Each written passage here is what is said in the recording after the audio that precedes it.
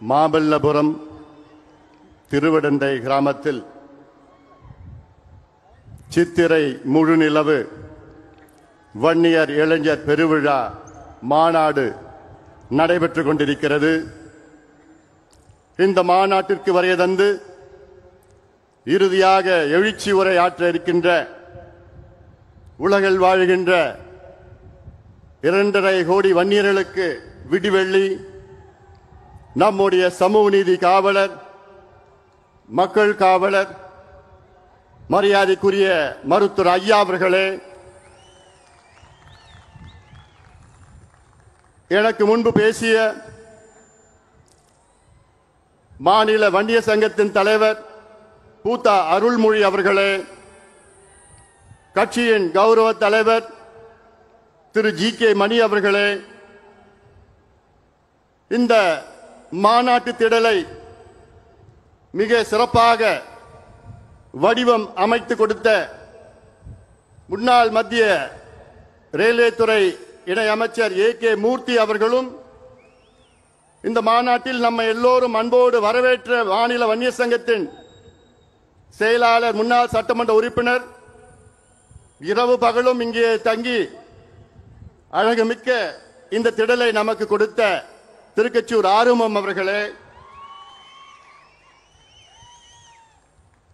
கார்த்திக் அவர்களே, வைத்தி அவர்களே, தங்க ஐயாசாமி அவர்களே, ஆந்திராவிலிருந்து இங்கே இந்த மாநாட்டிற்கு வருகை தந்திருக்கின்ற நம்முடைய சொந்தம் ஆந்திரா சுரங்கத்துறை அமைச்சர் மரியாதைக்குரிய மாண்புமிகு திரு கொல்லூர் ரவீந்திரா அவர்களே,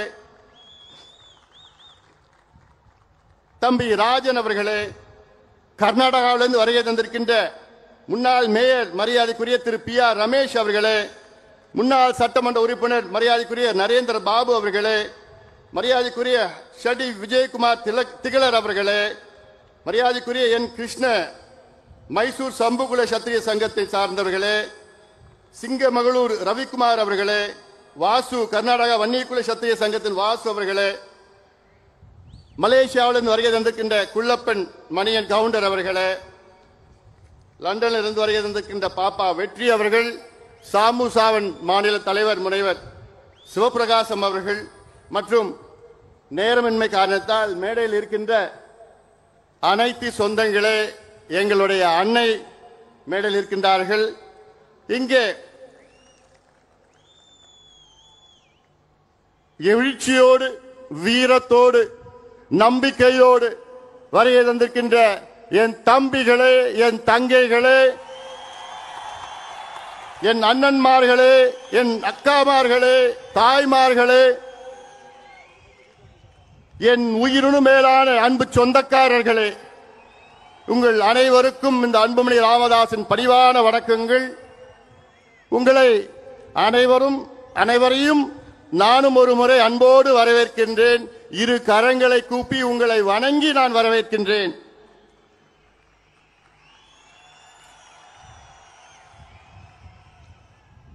அந்த காலத்தில் சொல்லுவாங்க, அள்ளிக்கொடியை இழுத்தா பள்ளிக்கொடி வரும்னு சொல்லுவாங்க. தமிழ்நாட்டில் தனிப்பெரும் சமுதாயம் வன்னியர் சமுதாயம்.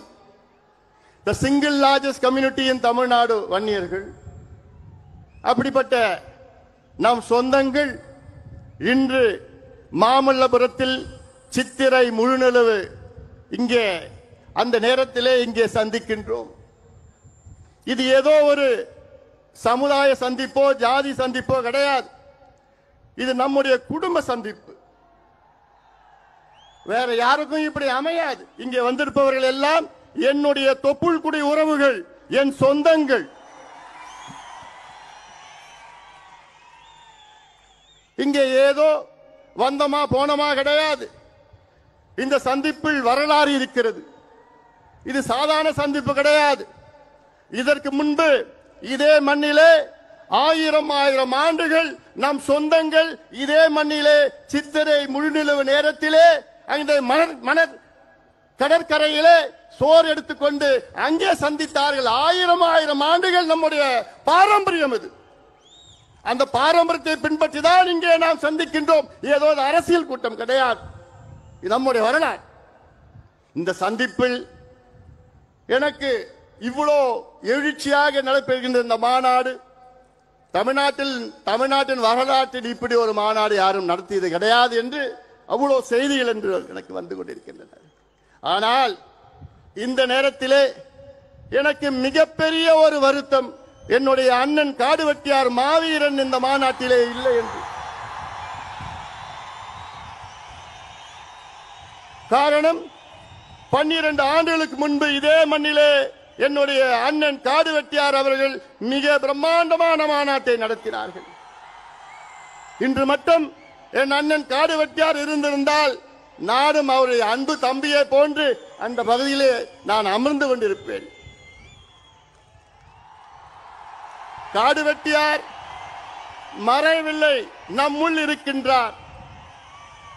அவருடைய கனவு ஐயா காலத்தில் தமிழ்நாட்டை நாம் சொந்தம் ஆள வேண்டும், நாம் ஆள வேண்டும் என்ற அவருடைய கனவு அது. அதை நினைவாக்குவது இங்கே வருகை தந்திருக்கின்ற லட்சக்கணக்கான என் தம்பிகளும் என் தங்கைகளுடைய கடமையாக நான் பார்க்கின்றேன். அன்பு சொந்தங்களே,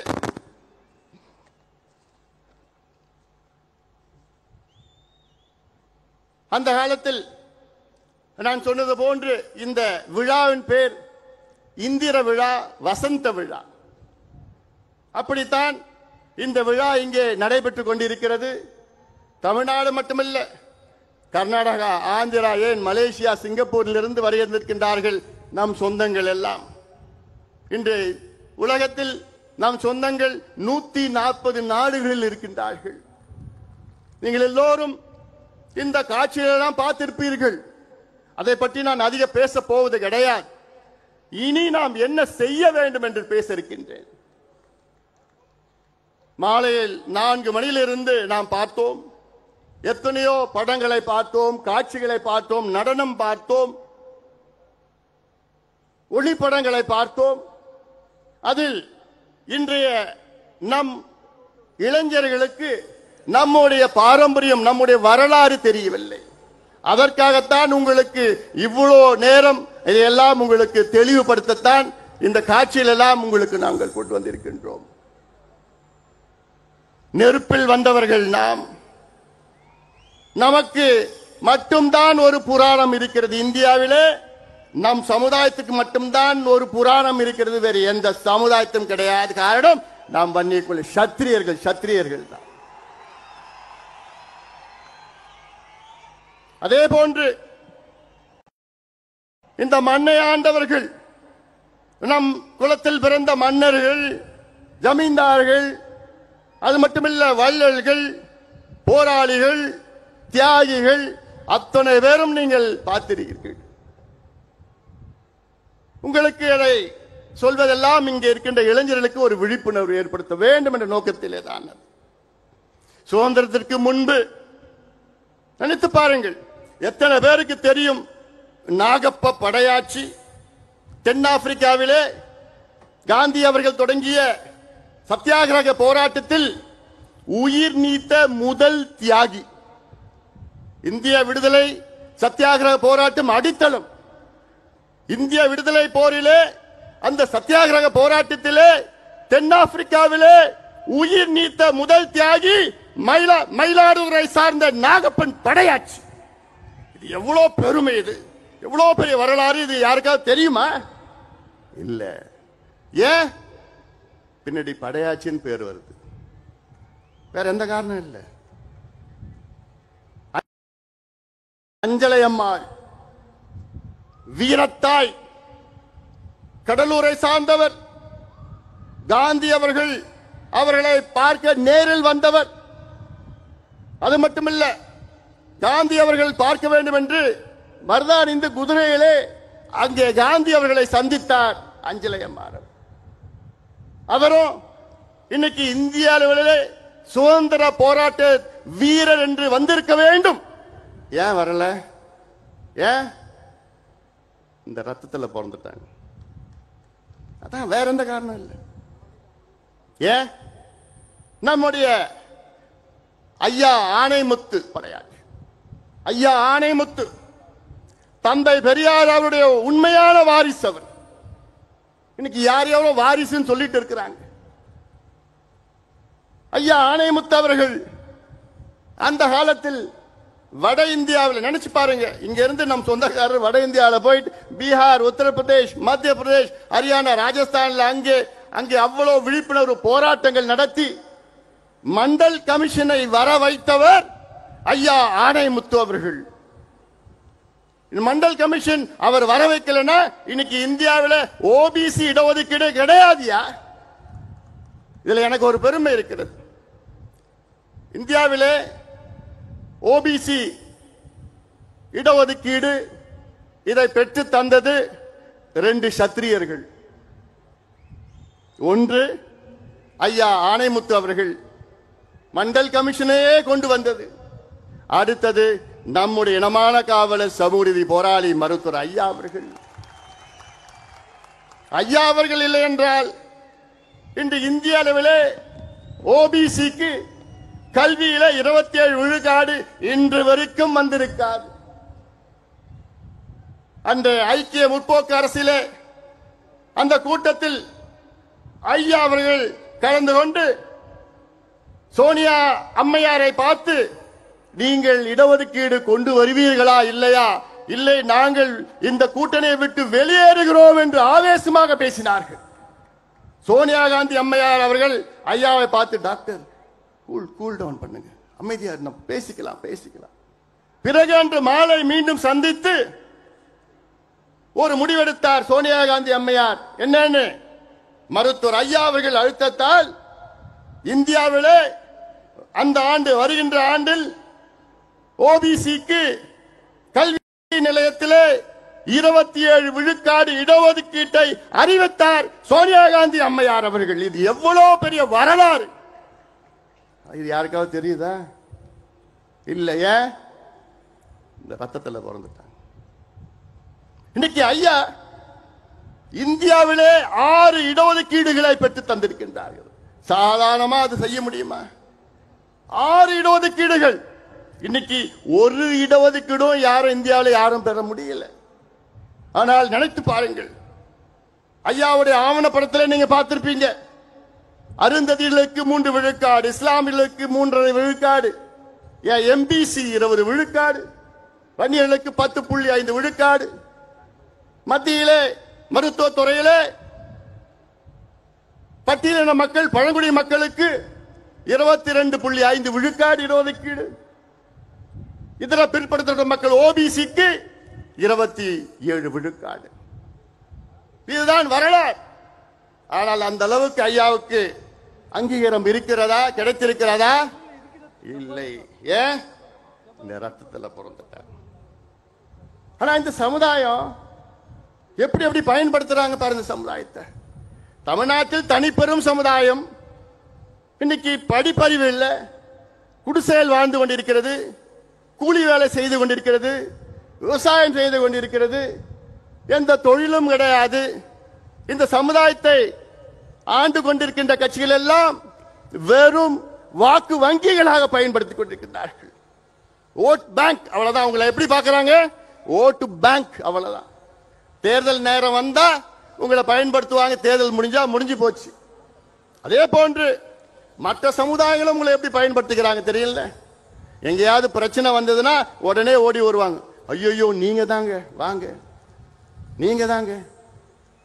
நம்மளும் போவோம், பிரச்சனை இல்லை, தீர்த்து வைப்போம். 10, 20, 30, 50 கேஸ் வாங்குவோம். அதுக்கப்புறம் முடிஞ்சு போச்சு. தேர்தல் வந்ததுன்னா டாடா பை பை.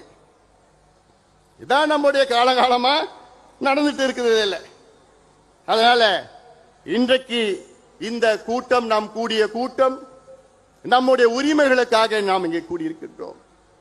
எங்களுக்கு படிப்பு வேண்டும், எங்களுக்கு வேலை வேண்டும், எங்களுக்கு வாழ்வாதாரம் வேண்டும், நாங்கள் சுயமரியாதையோடு வாழ வேண்டும்.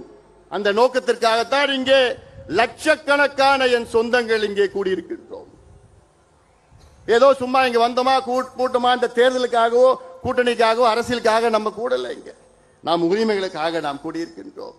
ஐயா அவர்கள் மிக சிரமப்பட்டு நம்ம பார்த்திருப்பீங்க இங்க 21 தியாகிகள், 21 மட்டும் 27 தியாகிகள், அதில் ஒரே நாளிலே 21 தியாகிகள் காவல்துறையினர் சுட்டார்கள்.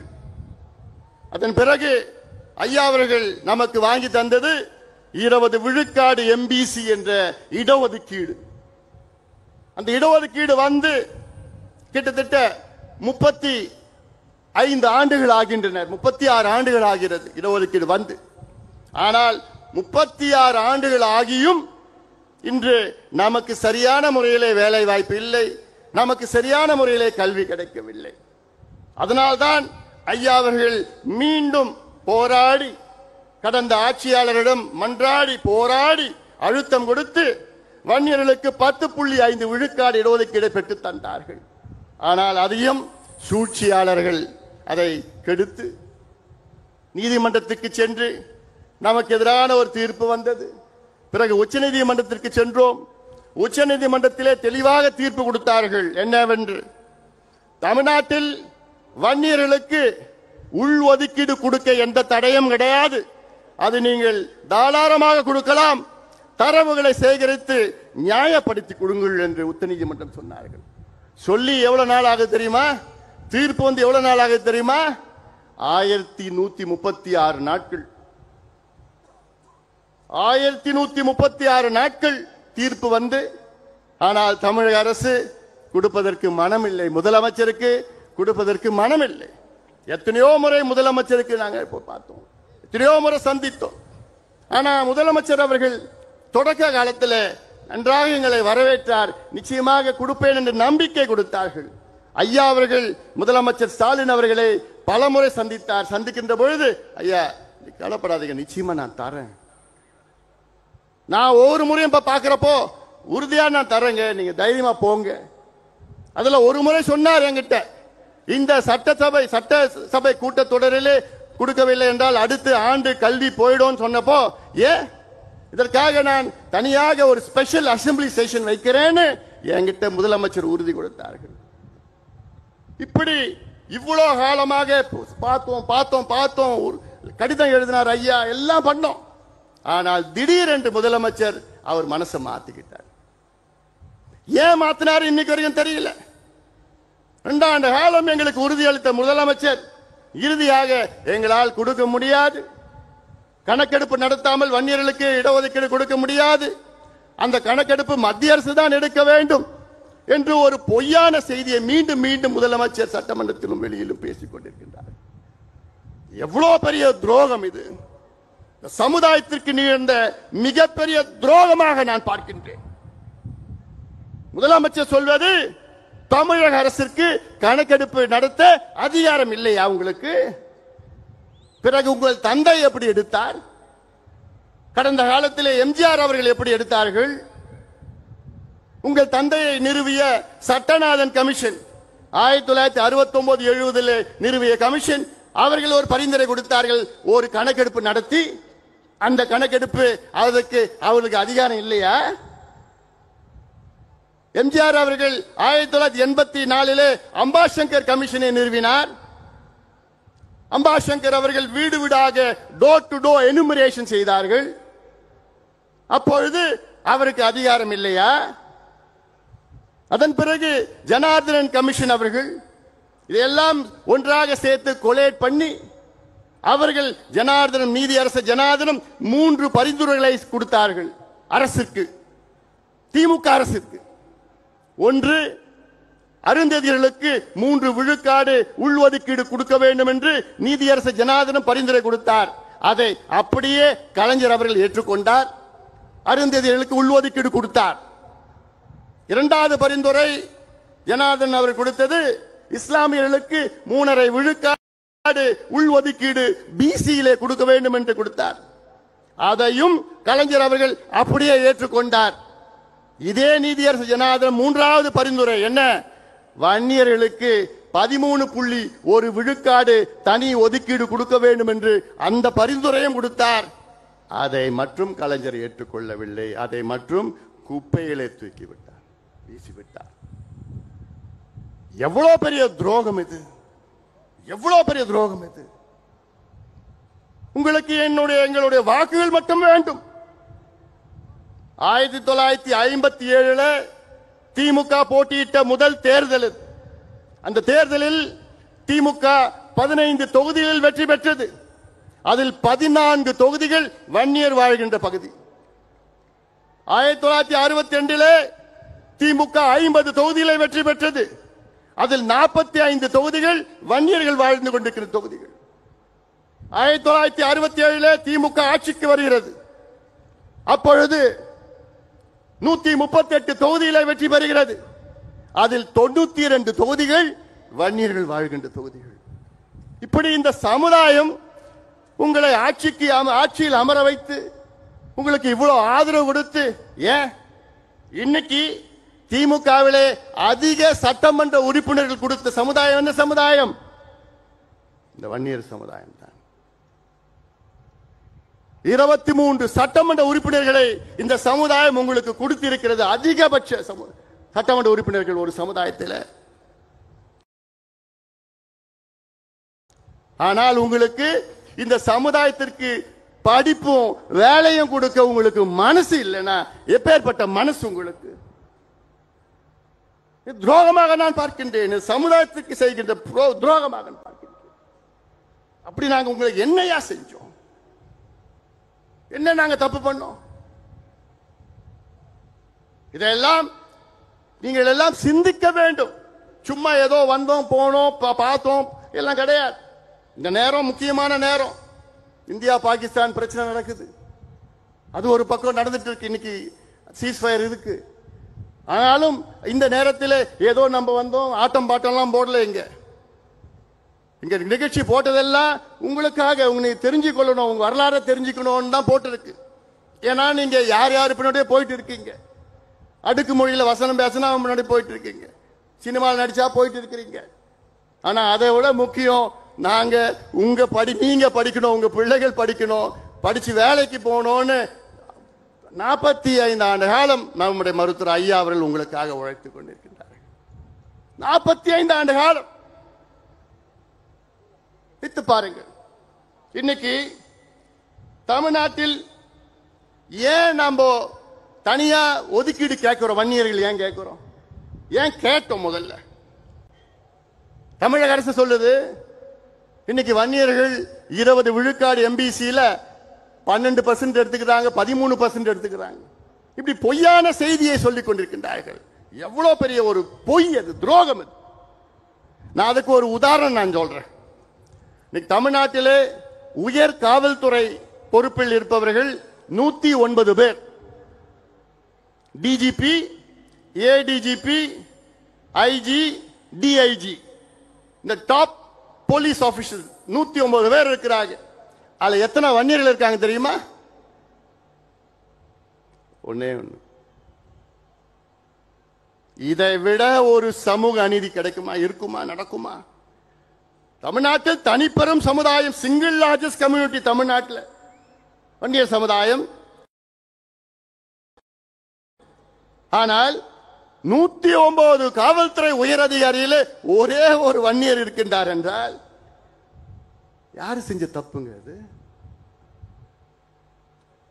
இதுல 36 ஆண்டு காலம் எம்பிசின்னு உருவாக்கி, இந்த 36 ஆண்டு காலத்தில் தகுதியானவர் ஒருத்தரோட 2 பேர் கூட உங்களுக்கு கிடைக்கலையா? தமிழ்நாட்டில் இந்திய ஆட்சி பணியில 326 பேர் இருக்கிறாங்க ஐஏஎஸ்ல. இவங்க அரசாங்கம் சொல்ற கணக்கு வன்னியர்களுக்கு 10% 12% கிடைக்கிறதுனா எவ்வளவு வந்திருக்கணும்? கிட்டத்தட்ட 35 ஐஏஎஸ் அதிகாரிகள் வந்திருக்கணும் தமிழ்நாட்டில் இந்த சமுதாயத்தில். ஆனா எவ்வளவு பேர் தெரியுமா இருக்கிறாங்க? வெறும் 14 பேர் இருக்கிறாங்க. அந்த 14 பேர்ல 13 பேர் ப்ரொமோஷன் ஐஏஎஸ் ப்ரொமோஷன். சுதந்திர இந்தியாவில் 75 ஆண்டுகள் சுதந்திரம் அடைந்த பிறகுதான், அதாவது 3 ஆண்டுகளுக்கு முன்பு நடந்தது, 75 ஆண்டு சுதந்திரம் அடைந்த பிறகுதான் முதலாக ஒரு வன்னியர் சமுதாயத்தில் தமிழ்நாட்டில் டைரக்ட் ஐஏஎஸ் அதிகாரி வந்திருக்கின்றார். இதை விட ஒரு சமூக அநீதி நடக்குமா? கிடைக்குது. தமிழ்நாட்டில் நடந்துட்டு இருக்கு. 75 years post independence, the first direct IAS officer in the community தமிழ்நாட்டில். அப்போ முதலமைச்சர் என்ன செய்யணும்? அதுக்கு இவ்வளவு மோசமா இருக்கிறாங்களே இந்த சமுதாயம். சமுதாயத்தை எப்படி வழி நடத்துவது, எப்படி முன்னேற்றுவது திட்டமிட்டு இருக்கணும். ஏன்னா இந்த சமுதாயம் உங்களை அப்படியே ஓட்டு போடுது, அப்படியே நம்புது. ஆனா அதை பற்றி முதலமைச்சருக்கு எல்லாம் கவலைப்படுற மாதிரி எனக்கு தெரியல. எனக்கு நான் இந்த சமுதாயத்தை மட்டும் நான் சொல்லல, நான் தமிழ்நாட்டில் உள்ள இதே போன்று இருக்கின்ற அனைத்து பின்தங்கிய சமுதாயம், அடக்கப்பட்ட, ஒடுக்கப்பட்ட, வஞ்சிக்கப்பட்ட சமுதாயத்திற்காக இங்கே நாங்கள் கூடியிருக்கின்றோம். தீர்மானத்தை நீங்க பார்த்திருப்பீங்க. இங்கே நாங்கள் இந்த கூட்டத்தை நடத்துகின்ற நோக்கமே தமிழ்நாட்டில் உள்ள வன்னியர்கள் உள்ளிட்ட அனைத்து பின்தங்கிய சமுதாயங்களுக்கு நாங்கள் இடஒதுக்கீடு மட்டுமல்ல, நல்ல முன்னேற்றங்களை கொடுக்க வேண்டும் என்ற நோக்கத்திலே இங்கே நாங்கள் கூடியிருக்கின்றோம். அதுல இன்னொரு தீர்மானம் பார்த்திருப்பீங்க, பட்டியலின மக்களுக்கு 2 விழுக்காடு கூடுதலாக இடஒதுக்கீடு என்று பார்த்திருப்பீர்கள். இதெல்லாம் என்ன செய்யணும்? அடித்தளம் என்ன செய்யணும்? இந்த சமுதாயத்தினுடைய இந்த மாநாட்டுடைய முக்கியமான கோரிக்கை, தமிழ்நாட்டில் ஜாதிவாரி மக்கள் தொகை கணக்கெடுப்பு நடத்துங்கள். மத்திய அரசு அறிவித்திருக்கிறது. அதற்கு பிரதமர் நரேந்திர மோடி அவர்களுக்கு நன்றிகளை தெரிவிக்கின்றோம். காரணம், எங்களுடைய மருத்துவர் ஐயா அவர்களுடைய 45 ஆண்டு கால கோரிக்கை. 45 ஆண்டு காலமாக எத்தனையோ பிரதமர்களை ஐயா அவர்கள் நேரிலே சந்தித்தார்கள். ராஜீவ் காந்தி அவர்களை, பிறகு விபி சிங் அவர்களை, பிறகு வாஜ்பாய் அவர்களை, பிறகு மன்மோகன் சிங் அவர்களை, பிறகு நரேந்திர மோடி அவர்களை பல முறை சந்தித்து அழுத்தம் கொடுத்து இப்பொழுது மத்திய அரசு அறிவித்திருக்கிறது. இந்த வெற்றி நம் ஐயாவுக்கு கிடைத்த வெற்றி இது, நம் ஐயாவுக்கு கிடைத்த வெற்றி இது. ஆனாலும் மத்தியிலே எடுக்க முடிவு செய்து விட்டார்கள். ஆனால் நம்ம ஆளு எடுக்க மாட்டார். நம்ம ஆளு எப்ப எடுக்க போறாரு? எடுப்பாரா? என்னப்பா நான் மட்டும் பேசிட்டு இருக்கேனா? தமிழ்நாட்டில் எடுப்பாரா முதலமைச்சர்? தெளிவா இருக்கிறீங்களா? எடுக்க போறது கிடையாது. ஆனா நம்ம எடுக்க வைப்போம். வைக்க முடியுமா? முடியுமா? சரி, நான் கேட்கிறேன், எவ்வளவு காலமா எங்களை கெஞ்ச வைப்பீங்க நீங்க? 45 வருஷமா ஐயா அவர்கள், நான் சொன்னேன்ல, எத்தனையோ முதலமைச்சரை பார்க்கிறாரு, எத்தனையோ பிரதமரை பார்க்கிறாரு. எதுக்கு பார்க்கிறாரு? இந்த பிள்ளைங்களுக்கு படிப்பு கொடு, இந்த பிள்ளைங்களுக்கு வேலை கொடு, எங்களை சுயமரியாதையோட வாழ விடு. எவ்வளவு காலமையா கெஞ்ச வைப்பீங்க எங்களை? சரி, எனக்கு ஒரு ஆசை இருக்கு. என்ன ஆசை? நம்ம இவ்வளவு காலமா மனு கொடுத்துட்டு வரோம். இனி நம்ம மனு வாங்குகின்ற சமுதாயமாக மாற வேண்டும். முடியுமா? முடியுமா? நீங்க நினைச்சா நடக்கும். நீங்க நினைச்சா நடக்கும். இன்னைக்கு தமிழ்நாட்டு முதலமைச்சர் எல்லா அதிகாரமும் அவரிடம் இருக்கிறது. எல்லா அதிகாரிகள் இருக்கின்றார்கள், நிதி இருக்கிறது, எல்லாம் இருக்கு. ஆனா மனசு மட்டும் இல்ல அவருக்கு. ஒரு கணக்கெடுப்பு நடத்தினா தமிழ்நாட்டில் எவ்வளவு பிரச்சனை தீரும். உங்ககிட்ட நாங்க ஹைடெக் சிட்டி கேட்கல. இவங்க நினைச்சிட்டு இருக்காங்க ஒரு தமிழ்நாட்டுடைய வளர்ச்சி என்றால் எல்லாம் மாலும் கட்டிட்டு, டைடல் பார்க் கட்டிட்டு, hi tech city, intellectual city, road பெருசா போட்டுவிட்டு, ஏர்போர்ட் பெருசா கட்டிக்கிட்டு, அதெல்லாம் நினைச்சிட்டு இருக்காங்க. இதுதான் வளர்ச்சின்னு நினைச்சிட்டு இருக்காங்க. அது என்னை பொறுத்த வரைக்கும் வளர்ச்சியா நான் பார்க்கல. வளர்ச்சினா அதை சுத்தி வாழ்கின்ற மக்கள் முன்னேறி இருக்க வேண்டும், முன்னேற வேண்டும், படிக்க வேண்டும், வேலைக்கு போகணும். பெரிய பெரிய இன்ஃப்ராஸ்ட்ரக்சர் பில்டிங்லாம் அது வளர்ச்சி கிடையாது. ஆனால் இதைத்தான் முதலமைச்சர் அவர்கள் அதை நினைத்துக் கொண்டிருக்கின்றார்கள்.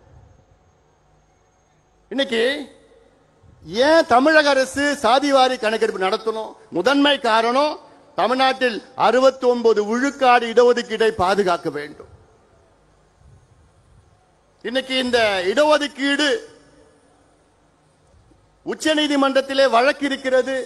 இந்த 69 விழுக்காடு இடஒதுக்கீடை தடை செய்ய வேண்டும் என்று. இந்த இடஒதுக்கீடு பெறுவதற்கு ஐயா உள்ளிட்ட நீங்கள் எல்லோரும் எத்தனை போராட்டங்கள் செய்தீர்கள். அது மட்டுமில்ல, முன்னாள் முதலமைச்சர் ஜெயலலிதா அம்மையார் அவர்கள் 69 விழுக்காடு இடஒதுக்கீட்டை 9வது அட்டவணையிலே, அரசியல் சாசன 9வது அட்டவணையிலே மிக சிரமத்திற்கு பிறகு நம்ம இடஒதுக்கீடை பாதுகாப்பு அளித்தார். கான்ஸ்டிடியூஷனல் அமெண்ட்மெண்ட் நடந்தது, டெல்லியில் நடந்தது, பார்லிமெண்ட்ல. எவ்வளவு பெரிய வேலை செய்தார். என்னை பொறுத்தவரை ஜெயலலிதா அம்மையார் அவர்கள் தமிழ்நாட்டுக்கு செய்த மிகப்பெரிய சாதனையாக நான் பார்க்கின்றேன். ஆனால் அந்த இடஒதுக்கீட்டுக்கு இன்று ஆபத்து வந்திருக்கிறது. இதை பற்றி ஒரு துளியும் கவலை இல்லாத நம்முடைய முதலமைச்சர் ஸ்டாலின் அவர்கள், என்னைக்கு சுப்ரீம் கோர்ட்ல வரப்போகுதுன்னு தெரியல, வந்ததுன்னா முடிச்சிடுவாங்க. ஏன்னா கணக்கில்லை நம்ம கிட்ட. அது மட்டுமில்ல, இன்னைக்கு நான் முதலமைச்சரா இருந்தேன்னா பொறுப்புக்கு வந்து முதல் நாள் என்ன பண்ணிருப்பேன், தமிழ்நாட்டில் எல்லா சமுதாயங்களும் எந்த நிலையில் இருக்கிறாங்கன்னு தெரிஞ்சுக்கிறதுக்கு நான் காஸ்ட் சர்வே செஞ்சிருப்பேன். எல்லா சமுதாயம். இதுதான் நல்ல நிர்வாகி செய்கின்ற வேலை. இது ஏன் செய்யணும்? அப்போதான் எல்லாமே முன்னேற்ற முடியும். எல்லோருக்கும் எல்லாம் என்று பேசினா போதாது, கிடைக்காதவர்களுக்கு கிடைக்க வேண்டும். இதற்காகத்தான் இங்கே நாம் கூடியிருக்கின்றோம். ஒரு உதாரணம் நான் சொல்றேன். தமிழ்நாட்டில் 377 சமுதாயங்கள் இடஒதுக்கீட்டால் பயன்பெறுகிறார்கள். 377 சமுதாயங்கள். இதில் பட்டியலின மற்றும் பழங்குடி மக்களுக்கு 19 விழுக்காடு இடஒதுக்கீடு. இதில் கிட்டத்தட்ட 114 சமுதாயங்கள் பயன்பெறுகிறார்கள். பட்டியலினம் பாத்தீங்கன்னா எஸ்சி ஷெட்யூல் காஸ்ட் பாத்தீங்கன்னா 3 பெரிய பிரிவுகள். ஆனால் உட்பிரிவுகள் 76 பேர் இருக்கிறார்கள். அதே போன்ற பழங்குடி இனத்தை சார்ந்தவர்கள் 1 விழுக்காடு தான் இடஒதுக்கீடு. ஆனால் அவர்கள் 34 பிரிவுகள் இருக்கிறார்கள். அப்படி இந்த 34 பிரிவில் வெறும் 4 பிரிவு தான் எல்லா இடத்தையும் எடுத்துட்டு போகுது. மீதி 30 பிரிவுகள் கிடைக்கல. இது எப்படி நீங்க தெரிஞ்சுப்பீங்க? யாருக்கு கிடைச்சது யாருக்கு கிடைக்கல எப்படி தெரிஞ்சுப்பீங்க? கணக்கெடுப்பு நடத்தணும், சர்வே நடத்தணும். கேட்டா முதலமைச்சர் கேட்டா எனக்கு அதிகாரம் இல்லைங்கோ. தெலுங்கானாவுக்கு அதிகாரம் இருக்கு. ஆந்திரா நம்ம அமைச்சர் வந்திருக்கிறார், இங்க ஆந்திராவில் கணக்கெடுப்பு நடத்திட்டு இருக்கிறாங்க, அவங்களுக்கெல்லாம் அதிகாரம் இருக்கு. கர்நாடகாவில் நடத்தி முடிச்சிட்டாங்க, ஒரிசாவில் நடத்திட்டு இருக்கிறாங்க, பீகார்ல நடத்தி முடிச்சிட்டாங்க, அவங்களுக்கெல்லாம் அதிகாரம் இருக்கு. நம்ம முதலமைச்சருக்கு மட்டும் அதிகாரம் இல்லையா? சட்டமன்றத்துக்குள்ளேயும் வெளியிலையும் ஒரு பொய்யை சொல்லிக் கொண்டிருக்கின்ற முதலமைச்சர் அவர்கள். உங்களுக்கு என்ன தயக்கம்? இந்த கணக்கெடுப்பு நடத்தின இல்லாதவருக்கு கொடுக்க வேண்டும், அதுதானே எங்களுடைய கொள்கை, அதான் உங்க கொள்கையும் கூட. அதே போன்று எம்பிசியில் இன்னைக்கு 115 சமுதாயங்கள் இருக்கிறது.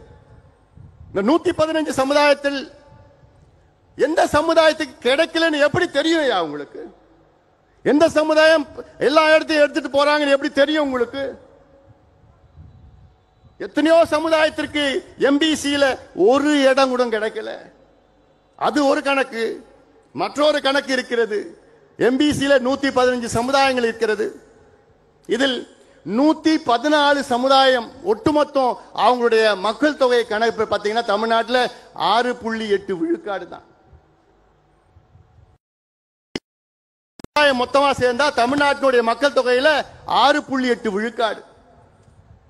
ஆனால் ஒரு சமுதாயம், வன்னிய சமுதாயம் மட்டும் நீங்க கணக்கெடுப்பு நடத்தி பார்த்தீங்க, மக்கள் தொகை கணக்கெடுப்புல 14.2 விழுக்காடு. அது பழைய கணக்கு. இன்னைக்கு கிட்டத்தட்ட 18 விழுக்காடு மக்கள் தொகையில கணக்கு. ஆனால் வன்னியர்களுக்கு நான் சொன்னேன்ல, 109 காவல்துறை உயர் அதிகாரியில ஒருத்தர் தான் வன்னியர்னா, இதுல இருந்து என்ன தெரியுது? இவங்களுக்கு ஏதோ படிப்பும் இல்லை, வேலையும் கிடைக்கல, எல்லாம் கூலி வேலை. கேரளாவில் ஈழவர் சமுதாயம், தமிழ்நாட்டில் வன்னியர்கள் போன்று கேரளாவில் ஈழவர் சமுதாயம் மிக மிக மிக மிக பின்தங்கிய சமுதாயம். இந்த சமுதாயத்தில் நம்முடைய மருத்துவர் ஐயா போன்றாங்க நாராயண குரு அவர்கள் தோன்றினார். அந்த சமுதாயத்தை திரட்டி போராட்டங்கள் நடத்தினார்கள். இன்னைக்கு கேரளாவில் ஈழவ சமுதாயத்திற்கு தனியாக 14 விழுக்காடு இடஒதுக்கீடை அந்த அரசு வழங்கியிருக்கிறது. 14 விழுக்காடு. அவர்களும் நம்ம போன்ற 18-20 விழுக்காடு அங்கே மக்கள். அது மட்டுமல்ல, கேரளாவிலே எந்த சமுதாயம் 2.5 விழுக்காட்டுக்கு மேல் இருக்கிறதோ அவர்களுக்கு தனி இடஒதுக்கீடு அங்கே கேரளாவில் கொடுக்கிறார்கள். எல்லாம் கற்றுக்கொள்ளுங்கள். சமூக நீதி பத்தி பேசினா போதாது. நான் தந்தை பெரியாருடைய வாரிசு, தந்தை பெரியார் தாத்தா, சமூக நீதி மண்ணுன்னு பேசிட்டு இருக்கீங்களே, ஒன்று மண்ணாங்கட்டியும் கிடையாது. இதெல்லாம் பேசுறதுக்கு உங்களுக்கு தகுதி கிடையாது. இதான் நாங்க கோரிக்கையா வச்சிருக்கிறோம். இங்க கணக்கெடுப்பு நடத்துங்க, இல்லாதவருக்கு கொடுங்க. ஏன் இன்னொன்னு நான் சொல்றேன், ஒரு படி மேல போறேன். நீங்க கணக்கெடுப்பு நடத்துனீங்கன்னா ஓபன் காம்படிஷன், முன்னேறிய வகுப்பினர் இல்ல, அதுல யார் பின்னங்க இருக்கிறா அவர்களுக்கு நீங்கள் ஏதாவது சலுகைகள் கொடுக்கலாம், நலத்திட்டங்கள் கொடுக்கலாம், கடன் கொடுக்கலாம் அவர் முன்னேற்றுவதற்காக. இதற்கு எப்படி தெரியும்னா கணக்கெடுப்பு நடத்தணும். இந்த கணக்கெடுப்பு யாரு வேணா நடத்தலாம். ஐயா, இந்திய நாடாளுமன்றத்தில் 2008 ஒரு சட்டத்தை நிறைவேற்றினார்கள்.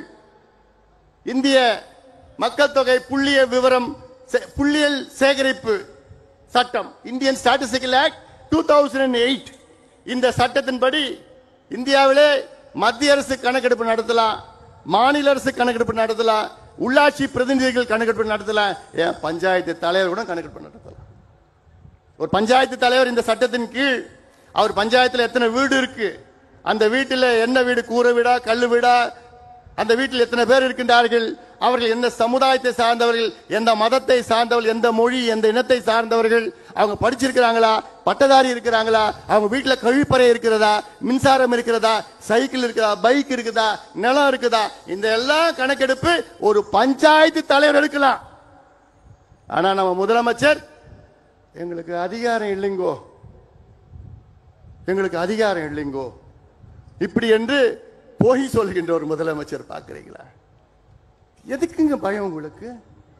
ஆனா ஒண்ணு நான் சொல்றேன், ஆனா கலைஞர் இன்னைக்கு இருந்திருந்தேன்னா ஒரே கையெழுத்தெல்லாம் யோசிக்க மாட்டார்.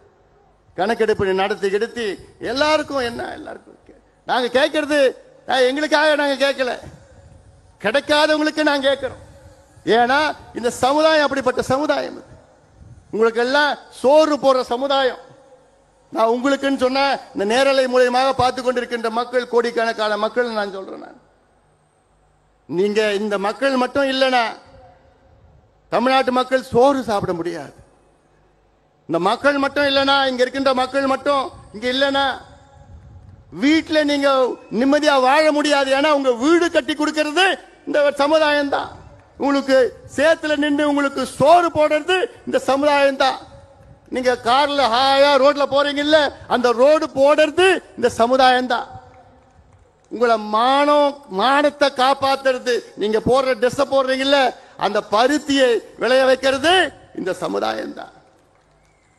பெயர்பட்ட ஒரு பெரிய சமுதாயம் இன்னைக்கு கூலி வேலையில கஞ்சோ கூழோ குடித்துக் கொண்டு, குடிசையில் வாழ்ந்து கொண்டு, படிப்பறிவு இல்லாமல் மதுவுக்கு அடிமையாக இருக்கின்ற சமுதாயம். நீ வேலை கொடுத்தனா இந்த பிள்ளை ஏன் மது கடைக்கு போறான்? நீ வேலை கொடுத்தனா ஏன் இந்த போதை பழக்கத்துக்கு அடிமையாக்க போறான்?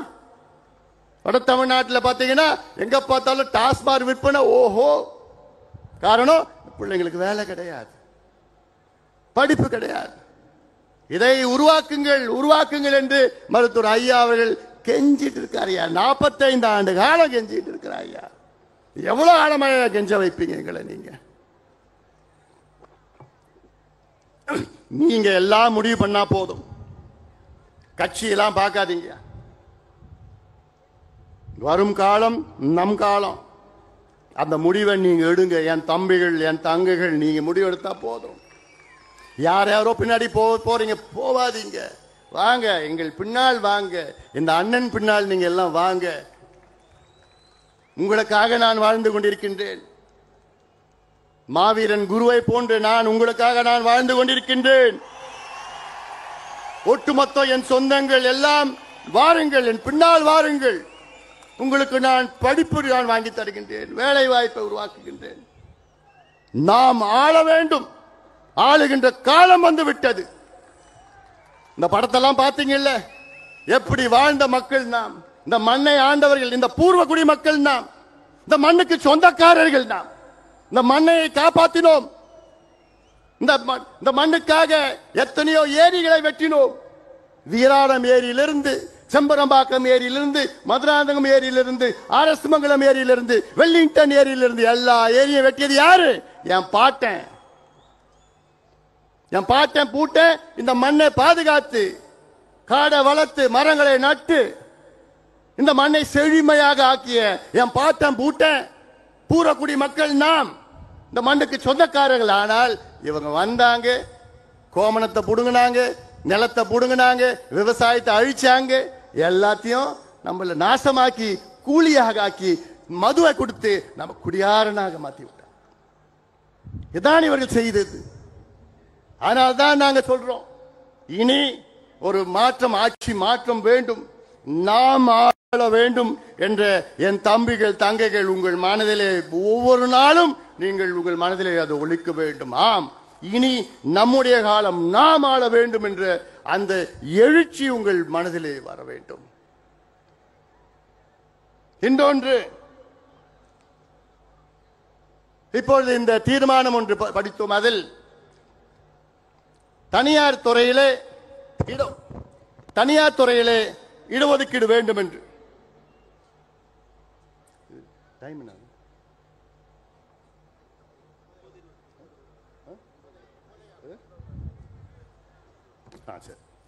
தனியார் துறையில இடஒதுக்கீடு வேண்டும். எதுக்கு வேணும்? ஏன்னா ஒரு காலத்துல மத்திய அரசுல 36 லட்சம் வேலை வாய்ப்பு இருந்தது. ஆனா இன்னைக்கு அது 26 லட்சமாக குறைந்திருக்கிறது. 10 லட்சம் குறைஞ்சிடுச்சு. எப்போ? 15 ஆண்டுகள்ல.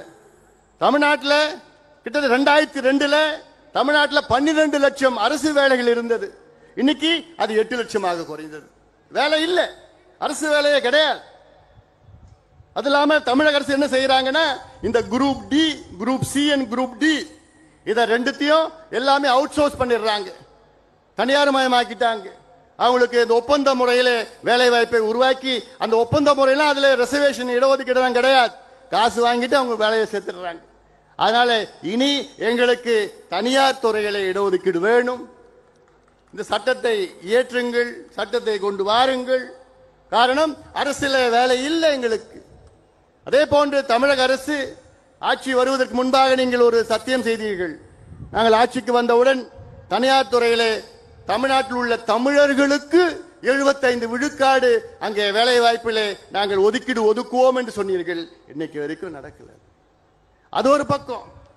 அடுத்தது நாங்கள் சொல்வது, ஒரு உதாரணம், ஏதாவது ஒரு அரசு திட்டம் நீங்கள் செயல்படுத்துகிறீர்கள் என்றால் அந்த அரசு திட்டத்திலே நம்முடைய மக்களுடைய நிலங்களை பிடுங்கி அவர்களை அச்சுறுத்தி குண்டர் சட்டத்திலே போட்டு அவர்களை சிறையில் அடைத்து அவர்களுடைய இடங்களை பிடுங்கி கொண்டிருக்கின்ற அரசு, தமிழக அரசு. இனி அதை நடக்க விட மாட்டோம். அதாவது நான் ஆட்சியில் இருந்தோம்னா, நம்ம ஆட்சியில் இருந்தா, நான் முதலமைச்சராக இருந்தா என்ன பண்ணும் தெரியுமா? ஒரு உதாரணம், என்னுடைய ஆசை சென்னையிலுக்கும் கன்னியாகுமரிக்கும் ஒரு 10 வழி சாலை போடணும். சென்னைக்கும் கன்னியாகுமரிக்கும் 10 வழி சாலை, கிரீன்ஃபீல்டு. அது எப்படி நான் செய்வேன்னா, நிலத்தை நான் போய் விவசாயிடம் கேட்பேன், ஏன்னா இது அவசியமானது என்று கேட்டு அந்த விவசாயி நடத்த கொடுத்தாங்கன்னா அந்த விவசாயிய இந்த திட்டத்திலே ஒரு பங்குதாரராக நான் சேர்ப்பேன். ஒரு ஸ்டேக் ஹோல்டர்னா அந்த நிலம் எவ்வளவு கொடுக்கறாங்களோ அந்த திட்டத்திற்கு அவங்களும் பங்குதாரர், ஷேர் ஹோல்டர். அவங்களுக்கு மாதம் அவங்க பேங்க்ல போய் பணம் போய் சேரும். இந்த டோல்கேட்ல கலெக்ட் பண்றான் பாரு காசு, எவ்வளோ கோடி கணக்கான, ஆயிரக்கணக்கான கோடி, அதுல 3ல் 1 பங்கு கொடுத்து நிலம் கொடுத்த விவசாயிக்கு மாசம் போய் சேரும். அப்ப என்ன பண்ணுவான் விவசாயி? விவசாயத்தில் நட்டம் எடுத்துக்குங்கன்னு சொல்லப்போம். இதுதான் முறையானது. ஏன் இப்போ பரந்தூர் விமான நிலையம் 5000 ஏக்கர் எடுக்கிறீங்க, அதுல கிட்டத்தட்ட 3200 ஏக்கர் விவசாய நிலம், தனியார் நிலம். அது அந்த விமான நிலையத்தில் அங்க இருக்கின்ற விவசாயிகளை பங்குதாரராக சேருங்க. ஏன் அவங்களை நீங்க அகற்றுறீங்க? ஏன் அது அதானி அம்பானி மட்டும்தான் அது கொடுக்கணுமா? அதற்கு முதலாளி அதானி அம்பானி மட்டும்தான் இருக்கணுமா? ஏன் அங்க இருக்கிற விவசாயிகளும் அந்த விமான நிலையத்துக்கு முதலாளி ஆக்குங்க, அவங்களுக்கு பங்கு கொடுங்க, ஷேர்ஸ் கொடுங்க, அவங்களுக்கு மான மரியாதையோட வாழ வையுங்க. இதைத்தான் செயல்படுத்த வேண்டிய. இவ்வளோ திட்டம் இருக்குயா எங்க கிட்ட, எவ்வளோ திட்டம் இருக்கு. ஆனா அந்த அதிகாரம் தான் கிடையாது. நீங்க மட்டும் நினைச்சு அந்த அதிகாரத்தை நீங்க மட்டும் கொடுத்தீங்கன்னா தமிழ்நாட்டை சிங்கப்பூருக்கு நிகராக எங்களால் மாற்ற முடியும். அது எங்களால் மட்டும்தான் முடியும், நம்மால் மட்டும்தான் முடியும். வேற யாரால முடியாது, யாரும் தெரியாது. ராத்திரி 2 மணிக்கு என்னை எழுப்பி கூப்பிட்டா, எழுப்பிட்டு தமிழ்நாட்டில் என்ன பிரச்சனை இருக்கு, ராமநாதபுரம் மாவட்டத்தில் என்ன பிரச்சனை இருக்குன்னா 2 மணிக்கு நான் சொல்லுவேன். நான் ராமநாதபுரத்தில் இந்த பிரச்சனை, இந்த தீர்வு, அந்த பிரச்சனைக்கு தீர்வு, அந்த ராமநாதபுரத்தில் இந்த ஒன்றியத்தில் இந்த பிரச்சனை, இல்ல ஆர்எஸ் மங்கலம் ஏரியில் இந்த பிரச்சனை, இப்படி எல்லாம் என்னால சொல்ல முடியும். தமிழ்நாட்டில் 38 மாவட்டத்தில் உள்ள என்னென்ன பிரச்சனை இருக்கிறோ அத்தனையும் எங்களால் சொல்ல முடியும். பிரச்சனை மட்டுமில்லை, அதற்கு என்ன தீர்வுன்னு சொல்ல முடியும். அதுதான் நமக்கும் மற்றவர்களுக்கும் வித்தியாசம். ஆக தமிழக மக்களே, எங்களுக்கு ஒரு வாய்ப்பளியுங்கள். சமுதாயத்துக்கு நான் கேட்க, சமுதாயத்துக்கு மட்டும் நான் கேட்கல, சமூக நீதிக்கு ஒரு வாய்ப்பளியுங்கள். நாங்கள் ஆட்சிக்கு வந்தால் தமிழ்நாட்டில் உள்ள சமூக நீதி, உண்மையான சமூக நீதியை நாங்கள் நிலைநாட்டுவோம். போலியான சமூக நீதி இப்ப இருக்கின்ற போலியான சமூக நீதி போன்ற கிடையாது. காரணம், அதில் நாங்கள் ஊறியவர்கள். எங்கள் ஐயா அவர்கள் 45 ஆண்டு காலம் ஊறி இருக்கின்றார்கள். இந்தியாவிலே கிட்டத்தட்ட நினைச்சு பாருங்கள், இந்தியாவிலே 100 கோடி மக்கள் பயன்பெறுகின்ற இடஒதுக்கீட்டை கொண்டு வந்தவர் எங்களுடைய மருத்துவர் ஐயா அவர்கள். 100 கோடி எப்படி நான் கேட்பீங்க? ஓபிசி ரிசர்வேஷன் அது 27%. இதே போன்ற எஸ்சி எஸ்டி ரிசர்வேஷன் மத்தியில மருத்துவ படிப்பில் அதுல 22.5 விழுக்காடு ரிசர்வேஷன். ஆக கிட்டத்தட்ட 100 கோடி மக்கள் பயன்பெறுகிறார்கள் என்றால் அதற்கு ஒரே காரணம் எங்களுடைய மருத்துவர் ஐயா அவர்கள் தான். ஆக இதையெல்லாம் மாற்றி அமைக்க நாம் எல்லோரும் இன்று இனி வரும் காலத்திலே ஒன்று கூடுவோம். மீண்டும் சொல்கின்றேன், என்னுடைய அன்பு அண்ணன் காடுவெட்டியாருடைய அன்பு கனவு, ஆசை கனவு, நாம் ஆள வேண்டும், நாம் ஆள வேண்டும். அந்த காலத்தில் எப்படி வாழ்ந்தோம், எப்படி வீழ்ந்தோம், இன்று எப்படி இருக்கின்றோம், இதை நீங்கள் ஒவ்வொருவரும் மனதிலே வைத்துக் கொள்ள வேண்டும். ஒவ்வொருவரும் மனது வைத்துக் கொண்டு அது வரும் காலத்திலே நாம் எல்லோரும் ஒன்றாக இணைவோம். இந்த கட்சி அந்த கட்சியெல்லாம் பார்க்காதீங்க, வாங்க இந்த அண்ணன் அன்புமணி பின்னால் நீங்கள் எல்லோரும் பாருங்கள். உங்களுக்கு விடிவு நிச்சயமாக உங்களை முன்னேற்றுவது என் கடமை, என்னுடைய கடமையாக நான் பார்க்கின்றேன். ஆக இந்த செய்தி இன்னும் எவ்வளோ பேசிட்டு இருக்கலாம். ஐயா பேசணும், எழுச்சி உரை, ஐயாவுடைய எழுச்சி உரை இருக்கிறது. ஐயா பேசணும், நீங்கள் எல்லாம் இங்கே வந்திருக்கிறீர்கள். என்னுடைய ஒன்னே ஒரு வேண்டுகோள், நான் இந்த மாநாடு நான் கிட்டத்தட்ட ஒரு 1.5 மாசமா எனக்கு தூக்கம் இல்லை.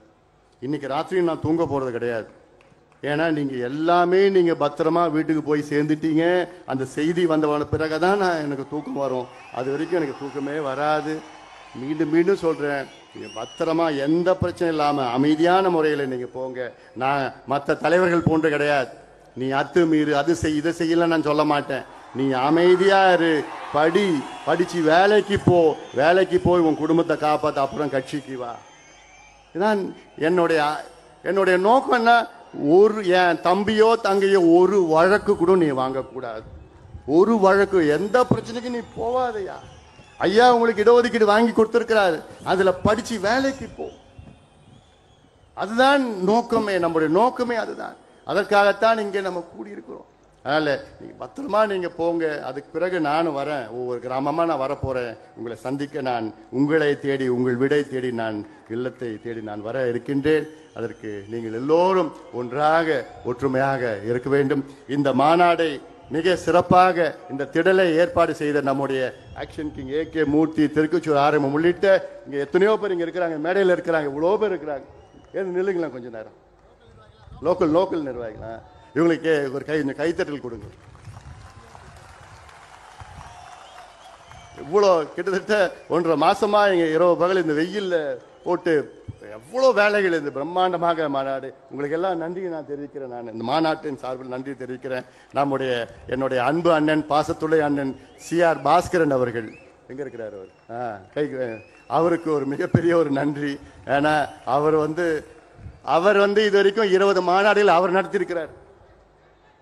இன்னைக்கு இதுக்கு இந்த மாநாட்டையும் நடத்துறான்னு அவரே எல்லாம் சேர்ந்து உட்கார் நடத்தியிருக்கிறாரு. அது மட்டும் இல்ல, இங்கே நம்முடைய சுந்தர், நவீன் அவர்கள் டீம் பிரிசிஷன் டீமுக்கு என்னுடைய நன்றிகளை நேரத்தில் தெரிவிக்கின்றேன். எல்லாத்துக்கும் மேல நான் காவல்துறைக்கு மிகப்பெரிய நன்றியை நான் தெரிவிக்கின்றேன். காவல்துறை மிகப்பெரிய ஒத்துழைப்பு தந்தது. ஐஜி, எஸ்பி ஸ்பெஷலாக சொல்கிறேன் நான். அப்புறம் டிஎஸ்பி பாவம், அவர் எங்கே பார்த்தாலும் சுற்றிட்டு இருந்தார். எல்லாத்துக்கும் காவல்துறையில் அவ்வளோ பேரும் எங்களுக்கு பாதுகாப்பு அளித்து உங்களுக்கு ரொம்ப நாங்கள் சிரமப்படுத்திட்டோம். உங்களுக்கு நன்றிகள் இந்த மாநாட்டை சார்பில் தெரிவித்து உங்களை பத்திரமா போங்க, ஜாகிரதையா போங்க. ஐயா இப்போ எழுச்சியுரையாற்றிருக்கிறார். ஐயா முடிச்ச உடனே நீங்கள் எல்லாமே அமைதியான முறையில் பத்திரமா போய், அப்போதான் எனக்கு இந்த செய்தி எல்லாம் வீட்டுக்கு போனோன்னு செய்தி வந்ததுக்கப்புறம் தான் எனக்கு தூக்கம் வரும். அதனால் நீங்கள் எழுச்சியாக இருங்கள். நாம் வெற்றி பெறுவோம். இனமே எழு, உரிமை பெறு. நன்றி. அடுத்தபடியாக இந்த சமூகத்திற்காகவும்